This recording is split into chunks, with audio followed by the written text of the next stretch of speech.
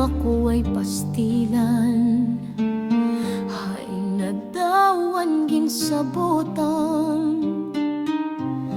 Deri na ba matutuman anaton hingyap nga gintipigan?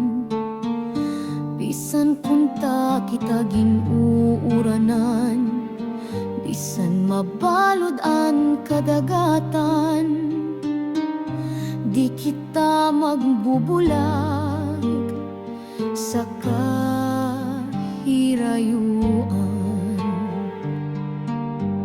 Hitaas nga bulan pwede malupad, hilarom nga tabay masayon matukad.